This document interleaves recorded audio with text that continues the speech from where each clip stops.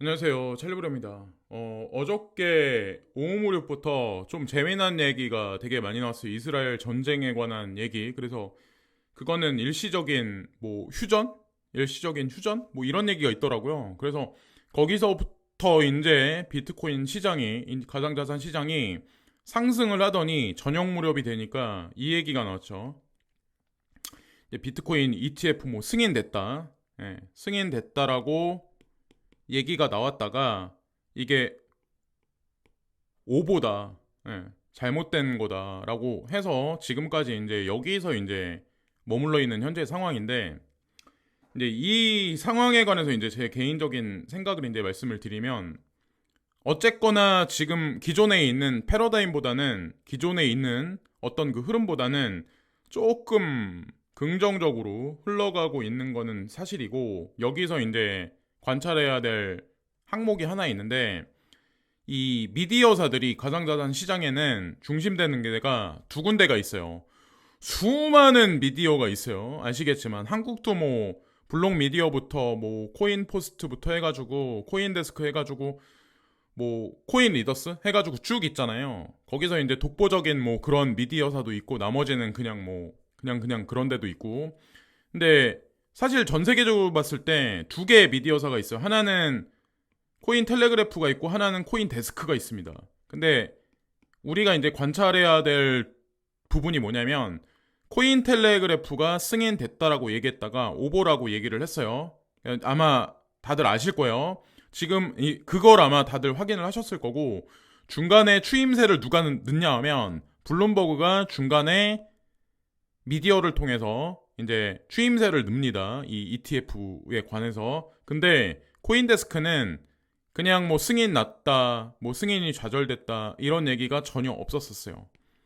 이게 관전 포인트입니다. 여기서 아마 뭔가 재미난 실마리가 그리고 참고로 코인데스크는 아시겠지만 제가 이제 추종하고 있는 DCG 그룹의 자회사 중에 하나예요. 자, 이거를 먼저 말씀드리면서 오늘 영상에 어쨌건 긍정적이게 흘러가는 거는 사실이에요.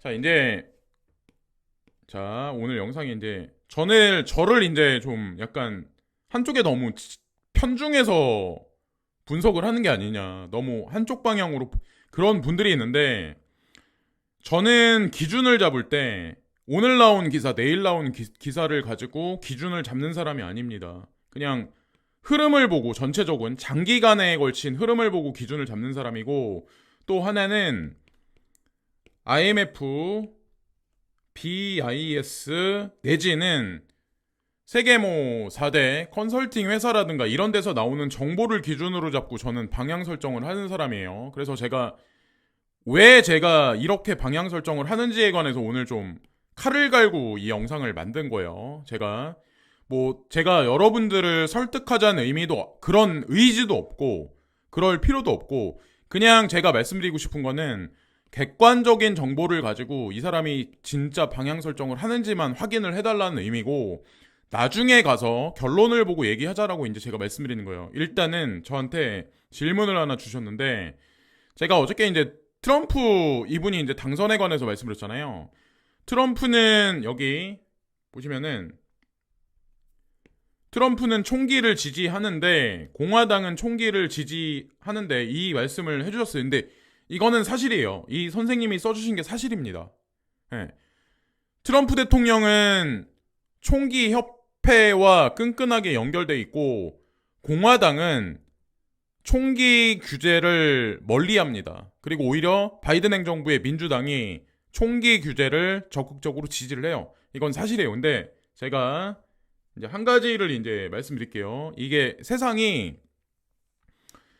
어 변해요. 지금 이제 미국이 지금 현재 경제적으로 어떤지는 아마 아실 거예요. 우리나라 공중파 미디어에서 못 보는 그런 것들이 미국 시내에서는 뭐 총기 사고라든가 아니면 범죄라든가 막 절도라든가 이런 게 예전보다는 많이 올라갔어요.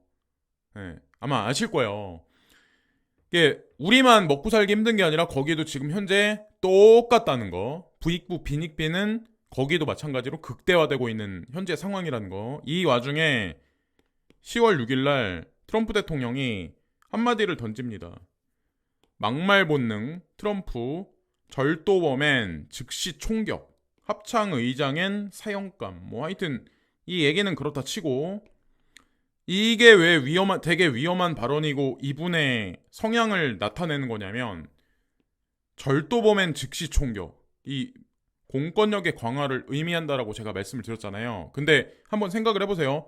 공권력이 칼자를 쥐고 칼을 흔들 때 대중들도 칼을 갖고 있어. 예를 들어서 경찰이 총기로 대중을 통제하는데 대중들도 똑같이 총기를 자동소총을 아무나가 휴대를 할 수 있어. 그러면 이게 공권력이 제대로 칼을 쓸 수가 있을까요?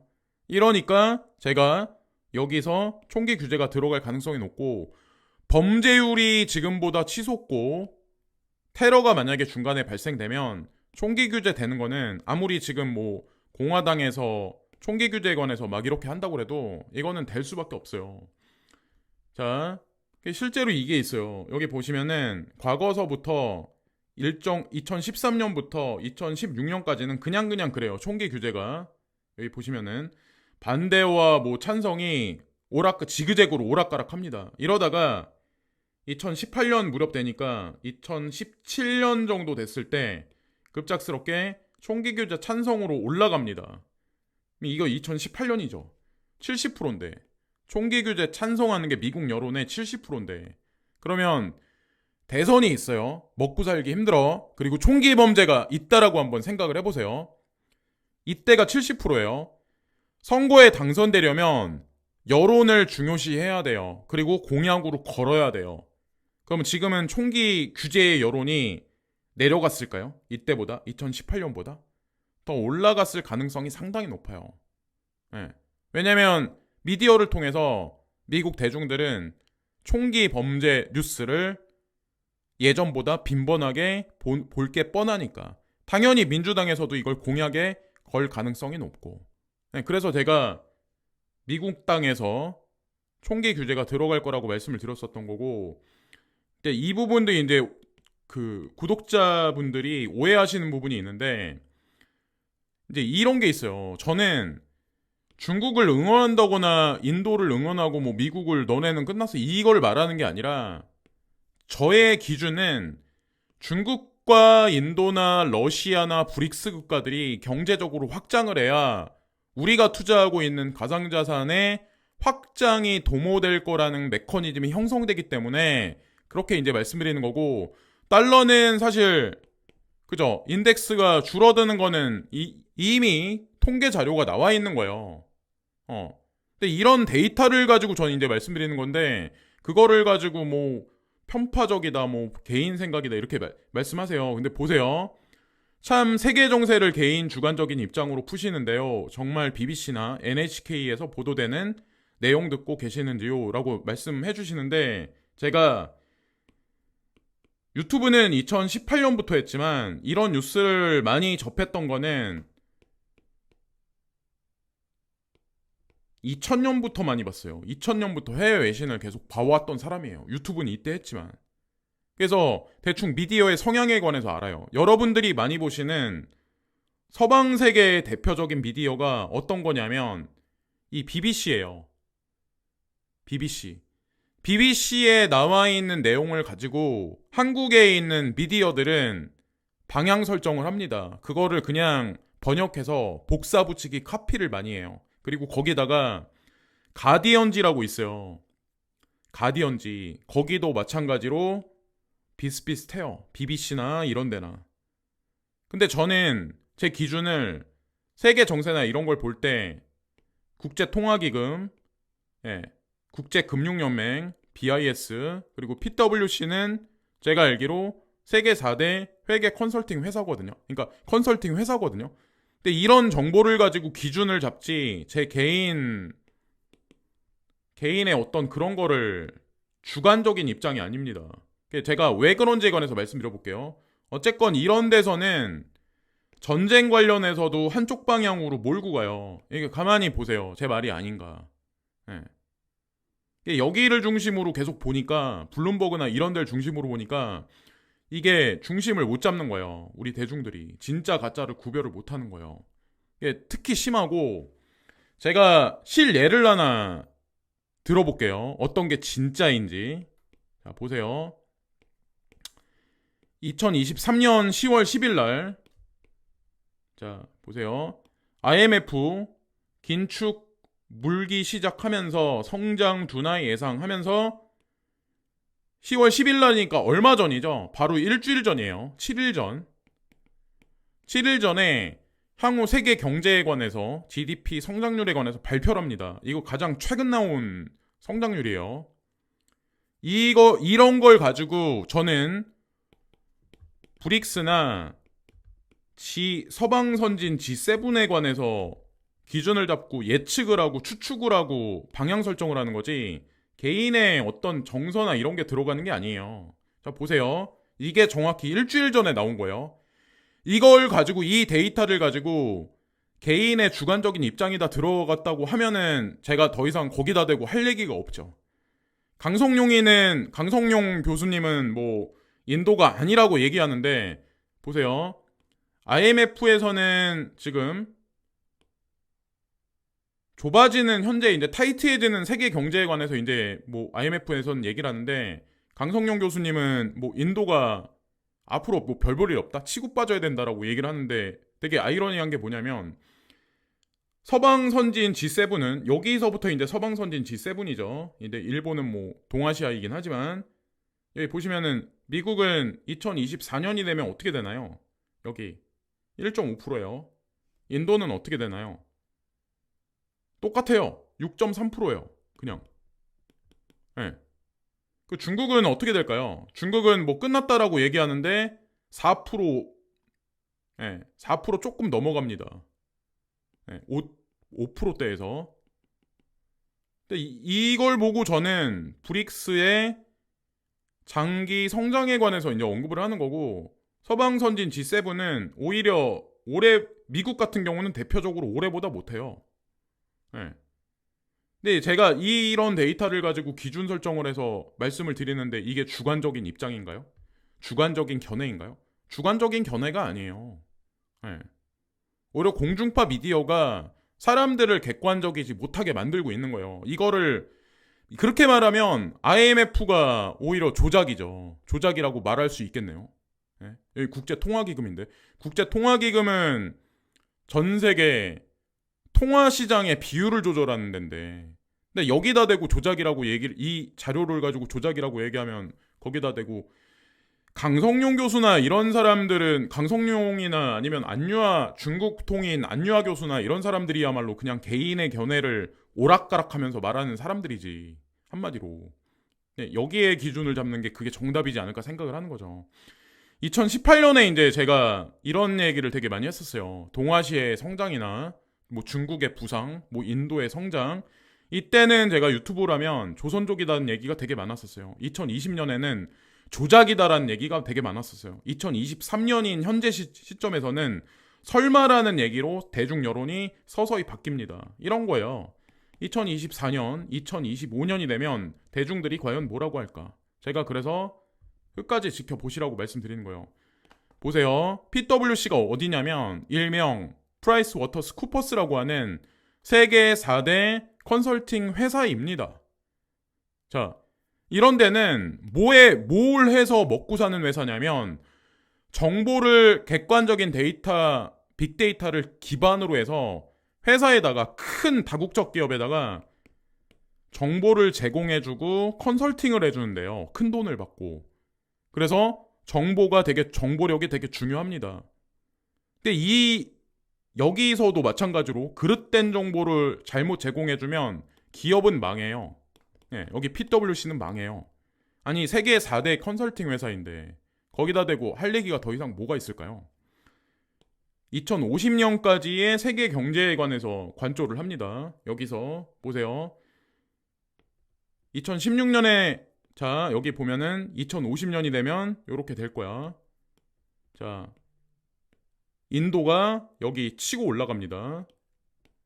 자, 하나 이제 제가 또 하나 말씀드릴까요? 여기 보시면은 여기 2030년이라는 중간은 없죠. 네, 여기에는. 네, 이거는 그냥 장기 프레임을 보고 PwC가 그냥 예측을 한 거고, 객관적인 자료를 예측을 한 거고, 세계 GDP에서 중국이 차지하는 비율이 20%가 될 거야. 인도가 차지하는 비율이 15%가 될 거야. 예측을 하고, 세계 시장에서 미국이 차지하는 비율이 16에서 자, 장기적으로 갔을 때는 12%까지 떨어질 거야.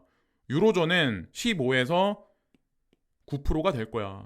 이 얘기를 하는 거죠. 이 얘기는 뭐냐면 G7보다 자, 이 7이 압도할 거라는 걸 의미하는 거거든요.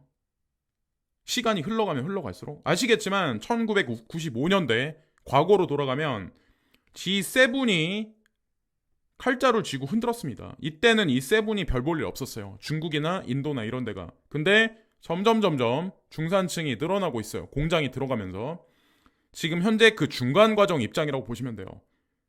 비등비등해집니다. 어느 순간에 E7과 G7이. 이러다가 시간이 흘러가면서 E7이 이머징 국가가 G7을 압도를 하는, 이게 연상되는 거죠. 여기서 달러의 패러다임은 점진적으로 이제 축소를 하는 거예요. 이렇게 될 수밖에 없죠. 왜냐하면 아시잖아요. 브릭스는 달러화를 중심에 두고 있습니다. 그리고 거기다가 본인들이 공동통화를 마련한다 그런 얘기를 하잖아요. 거기에 사실은 러시아의 뉴스를 보면 우리가 대충 큰 흐름을 알 수가 있는데, 러시아에서 뭐 이런 얘기들 되게 많잖아요. 뭐 부동산을 토크나이제이션 한다, 러시아 중앙은행이 뭐 비트코인을 가상자산으로 뭐 취급하겠다, 막 이런 얘기들이 중간중간에 있잖아요. 그래서 제가 브릭스를 응원하는 거지. 아니 무슨 뭐 이게 뭐 미국이 망하기를 바라고, 그냥 객관적인 자료를 가지고 IMF의 어떤 이런 예측치를 가지고 저는 그냥 영상을 만들 뿐이에요. 이게 뭐 저한테 뭐 그냥 장난스럽게 뭐 넌 조선족이다, 뭐 대중 미디어에서는 뭐 중국이 망한다고 얘기하는데 당신은 왜 그렇게 얘기하냐, 이렇게 얘기한다는 자체가 저는 좀 우습다고 저는 생각을 하거든요. 근데 이 자료도 IMF에서 예측을 한 거잖아요. 이미 2020년에 벌써 이미 브릭스가 G7을 압도해서 넘었어요. 이게 조작인가요? 제 주관적인 입장인가요? 제 주관적인 입장이 아니에요. 제가 왜 코인 투자를 하는지 아세요? 제가 왜 달러가 아닐 거라고 말씀을 드린 줄 아세요? 브릭스가 확장되니까. 아니 그리고 미국은 이 브릭스 국가들의 대표적인 게 이제 뭐 러시아나 중국을 가지고 스위프트 1.0이 아시잖아요. 스위프트 1.0이 달러를 기반으로 해서 전 세계 페이먼트의 핵심입니다. 여기서 그러니까 중국하고 러시아를 배제를 시켰는데, 아니 당연히 흐름이 바뀌는 거죠. 아니 여기 브릭스가 확장하는데, 오히려 중국하고 인도가 확장하는데 이 사람들이 달러를 안 쓰는데, 경제는 성장하는데 달러를 안 쓰는데, 그럼 당연히 어떻게 될까요? 그리고 중국은 홍콩이나 싱가포르를 위시해서 지금 가상자산 시장에 들어오려고 지금 테스트를 하고 있고, 그러니까 러시아 같은 경우도 스위프트 1.0에서 배제를 당하면서 달러를 패대기 치고 다른 쪽으로 전향해서 지금 움직이는데, 아니 이게 어떻게 주관적이라고 생각을 하시는지. 거기다가 한 가지 더 제가 말씀드릴까요? 세계 4대 컨설팅 회사 중에 맥킨지 컨설팅이라고 있어요. 이것까지 조작이라고 말하면 제가 더 이상 할 얘기가 없는 거죠. 저는 누구보다 객관적인 입장입니다. 누구보다. 어떤 사람들보다 객관적인 입장이에요. 맥킨지 컨설팅이, 자 여기도 세계 4대 컨설팅 회사예요. 이름이 있는데 여러분들 조사를 한번 해보세요. 2030년 전 세계 중상위 소득 보세요. 전 세계 중상위 소득 가구의 대륙별 비율, 아시아가 48에서 57. 아니 이거는 당연한 거죠. IMF가 얘기하는 거랑 똑같은 얘기를 맥킨지 컨설팅도 지금. 근데 유럽이나 북미는 쪼그라든다. 북미가 어딘지는 아시죠? 미국하고 캐나다를 위시한 쪽이 북미입니다. 쪼그라든다 이렇게 얘기를 하잖아요. 그러면 IMF가 얘기하는 거랑 똑같은 얘기를 지금. 근데 이거 가지고도 조작이라고 얘기하고, 강성용이 교수 그분 얘기가 맞다라고 얘기하면 제가 거기다 대고 할 얘기가 없죠. 그거는 개인이에요. 맥킨지나 PwC 같은 데는 전문 기관이고, 강성용 교수는 인문학자죠. 철학자이면서. 사실은 경제 전문가는 아니고. 저는 경제 전문가는 아니에요. 근데 중간자적 입장에서 더 객관적으로 기준을 잡을 만한 게 오히려 맥킨지나 PwC, IMF, BIS 이런 데라는 거죠.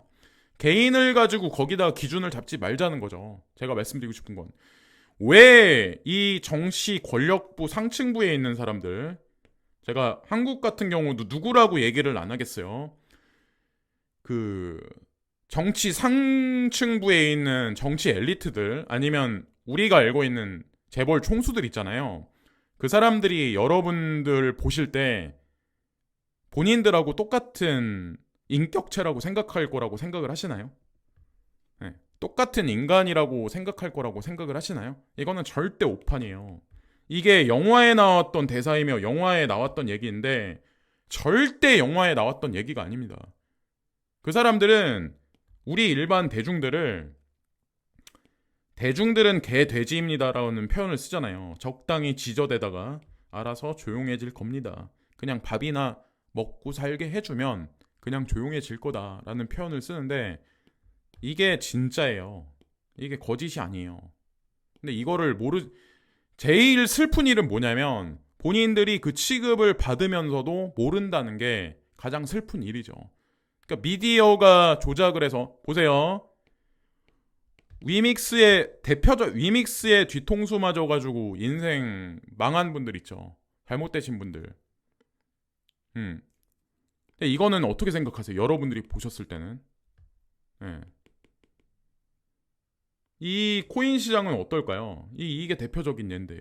그러니까 여기에 당하지 말자는 의미에서 제가 객관적인 그런 거를 계속 보여드리는 거예요. 그러면 제가 주관적인 데이터를 가지고 하는 사람이 아니라는 걸 제가 열변을 토하면서 말씀을 드렸죠. 강성영 교수의 말이 100% 맞진 않겠지만 그렇다고 인도가 너무 좋을 거라고 보는 것도 좀 가져오신 자료가 의도가 있어요. 의도가 없어요. 아니 의도가 있다라고 생각을 하지 마시고 그냥 IMF에서 뭐라고 하나 그거를 그냥 보시면 되지 뭘 의도가 있어요. 이게 뭐 의도가 뭐가 있어요. 아니 PwC 이런 데서 그냥 본인들 객관화된 정보 자료를 가지고 그냥 맥킨지 컨설팅도 마찬가지고 언급을 하는데 왜 이런 개인들하고 비교를 하냐는 거지. 제가 말씀드리고 싶은 거는. 근데 이런 분들이 나중 가서 말 바꾸기라면 그거야말로 적급한 분석가죠. 본인들이 인도가 안 될 거라고 얘기를 했는데 나중 가서 결과물이 달라진다고 해서 말 바꾸기를 하면 안 되는 거지. 그거는 분석가가 아닌 거지. 제가 항상 말씀을 드리잖아요. 누군가가 처음부터 끝까지의 원인과 결론을 얘기를 해. 근데 일관되게 얘기를 해. 이 사람들은 진짜야. 근데 이제 전문가 행세를 하면서 가짜인 사람들은 어떻게 하냐면 이렇게 얘기를 하다가 중간에 틀어요. 이렇게 말을 바꿉니다.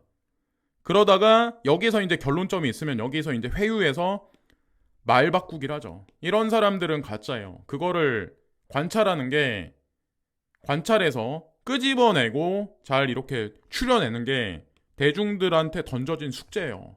근데 우리는 전문 그런 게 없기 때문에 기준을 잡을 때 그냥 국제기구나 전문 컨설팅 회사 이런 객관적인 데이터를 가지고 잡아야 된다라고 이제 전 생각을 하거든요. 제가 왜 그레이스켈 자산 운용사의 포트폴리오가 맞다라고 제가 말씀드리는 줄 아세요? 우리는 전문가가 아니에요. 코인 시장에 정보력이 없어요.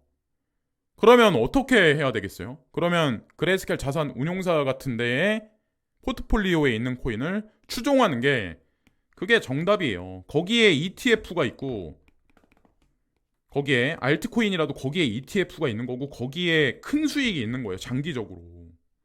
네? 단기적으로는 뭐 베리실버트가 사람들 갖고 뭐 조작질을 했겠지만 근데 제가 뉴스에 관해서 단적인 예를 하나 보여드릴게요. 얼마나 이 조작이 심한지.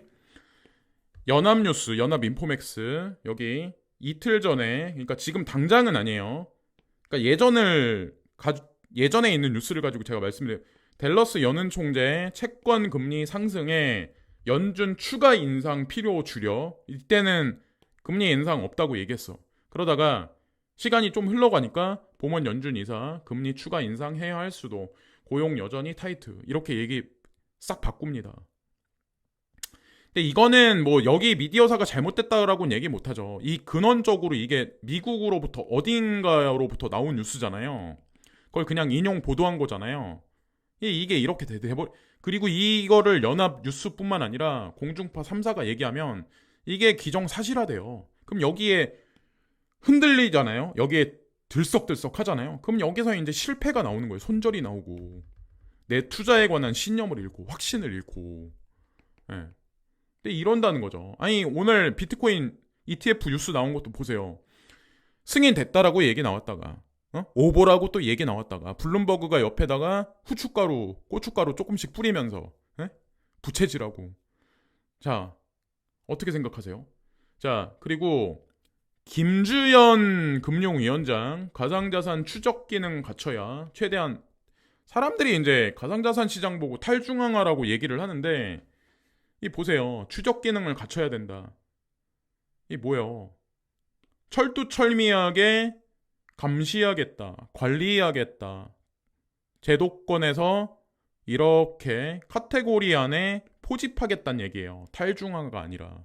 근데 제가 이런 얘기 자꾸 하는 것도 나중에 한번 보세요. 어떻게 되나. 사람들이 이제 단순한 논리로 예전에 이런 게 있었어. 개인 지갑에 해서 그거를 뭐 누구한테 증여를 한다거나 누구한테 판매하면 그러면은 세금 안 내고 그런다고 단순하게 생각을 해요. 네.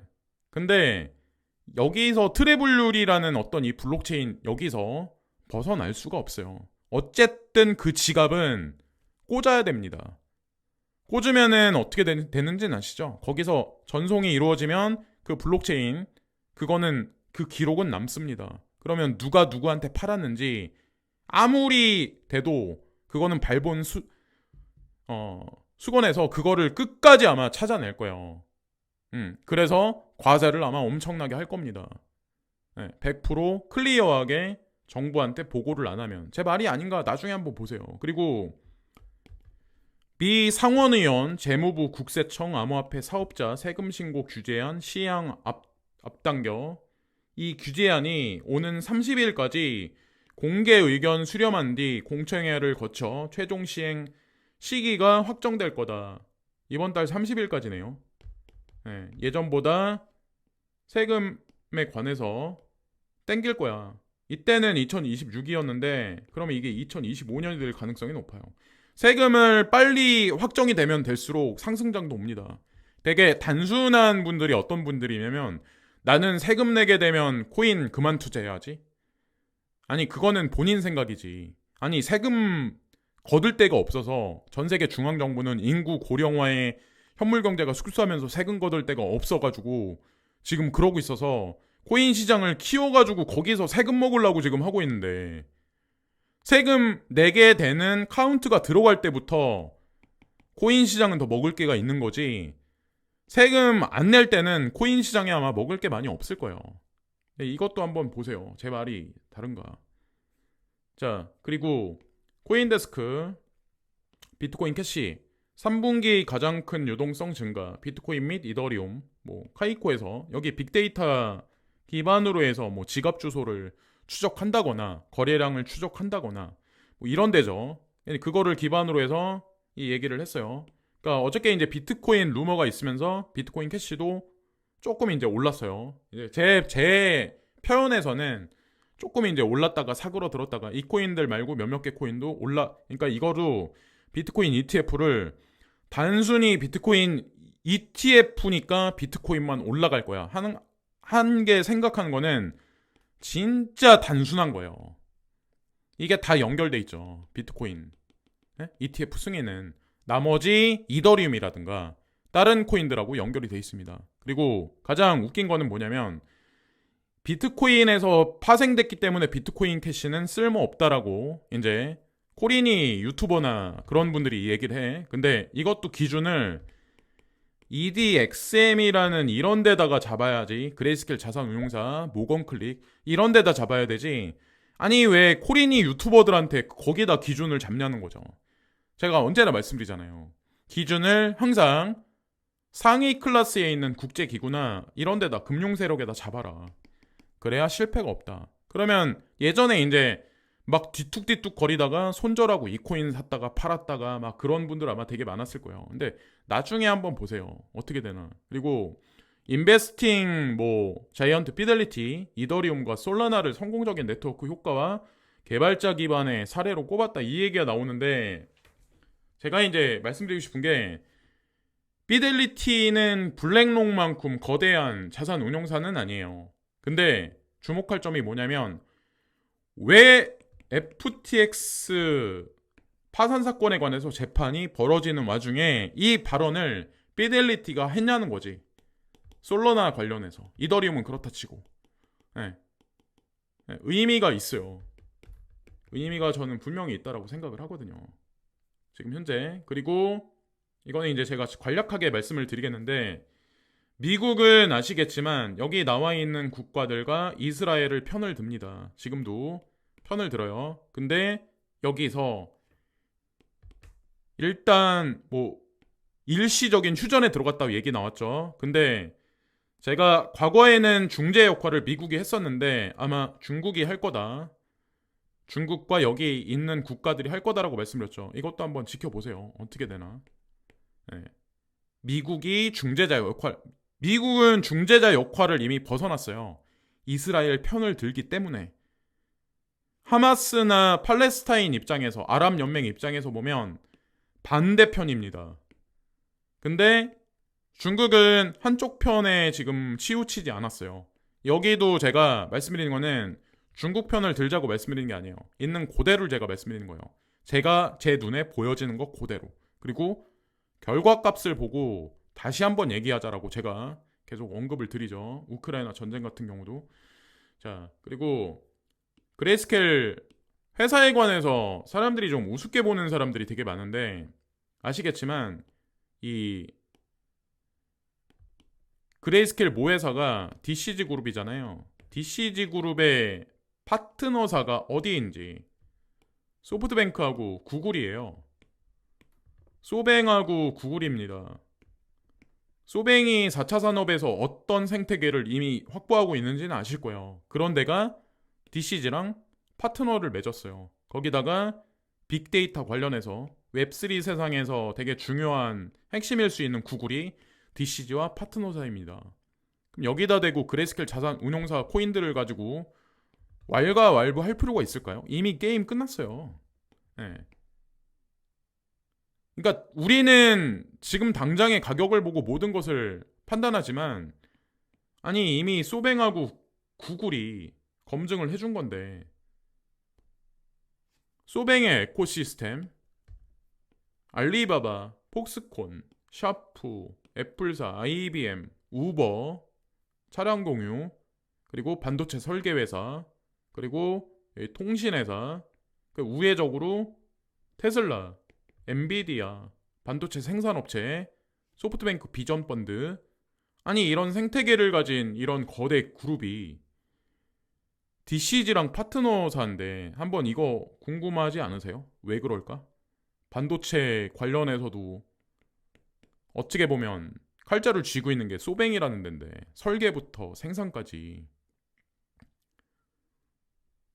자 무슨 관련이 있을까요? 거기다가 여기는 더 큰 그림이 있네요. 네? 구글 캐피탈, 뭐 유니온페이, 페이팔, 리플사도 껴있네요.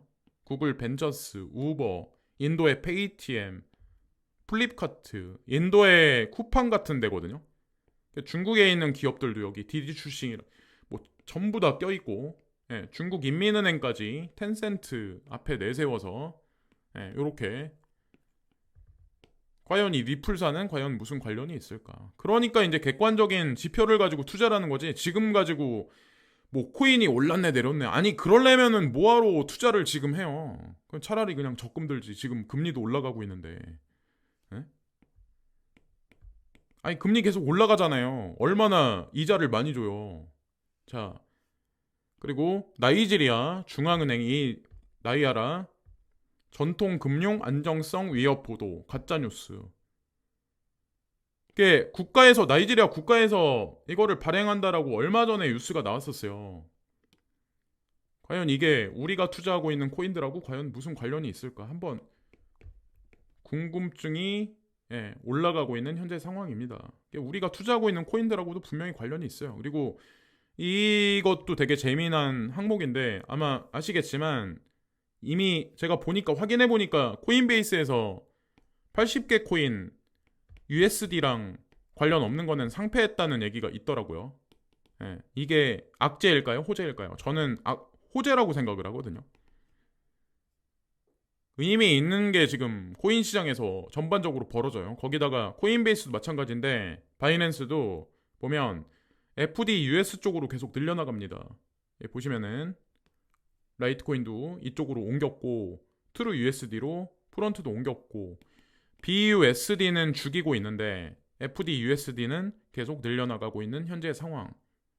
과연 이거를 호재로 봐야 될까? 악재로 봐야 될까? 앞으로 FDUSD 관련해서 더 많이 늘려나갈 거고 코인베이스는 PYUSD로 근간으로 해서 페어를 아마 조금 더 많이 늘려나가는 거를 발표가 나오지 않을까 개인적으로는 이제 전 생각을 합니다. 자, 그리고 고팍스 아직 뭐 이게 해결이 되지 않은 현재 상황인데 점점 저는 진행되고 있다라는 생각을 하거든요. 자, 이것도 뭐 시간이 문제일 뿐이고, 자, 여기 위믹스 얘기. 위믹스 PT 블록체인 게임 전문 펀드 통해 중국 개발사 5곳 투자 이 얘기. 무슨 돈이 나서 이렇게 위믹스는 계속 투자를 할까요? 위믹스가 이번에 이 펀딩 조성하는데 같이 움직인 데가 어딘지 아세요? 텐센트예요. 텐센트하고 같이 합자해가지고 여기 투자한다고 하더라고요. 아시겠지만 텐센트가 위믹스의 또 투자자입니다. 이렇게 또 관련이 있어요. 자, 하여튼 재미난 구도가 점점 펼쳐지고 있는 코인 시장입니다. 점점 시간이 흘러가면서 진지해지고 있는 현재 상황입니다. 자, 오늘 이제 이런저런 이제 말씀을 드렸는데 아니 그냥 제 영상만 보고 그냥 끝내지 마시고 제 영상을 보시고 그냥 찾아보세요. 구글링을 한번 해보시고 이 사람은 이렇게 얘기하는데 이게 객관적인 정보구나. 이렇게 얘기하는 사람들 말이 그게 진실이 아닐 수도 있겠구나. 이렇게 한번 의심을 한번 해보세요. 저는 제가 초반에 말씀드렸다시피 객관적인 데이터를 가지고 방향 설정을 하는 사람입니다. 2018년부터 지금까지도 그래왔어요. 근데 결과를 가지고 얘기를 하자는 거죠.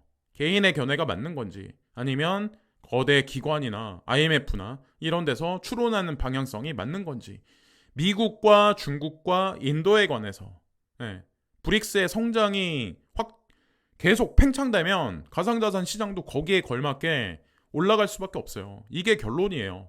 그래서 제가 뭐 응원하고 추종하고 계속 고집 부리면서 말씀 부리는 거지 뭐 개인적인 그런 건 없습니다. 여기까지 말씀드리면서 방송을 마치겠습니다. 좋은 하루 되세요. 감사합니다.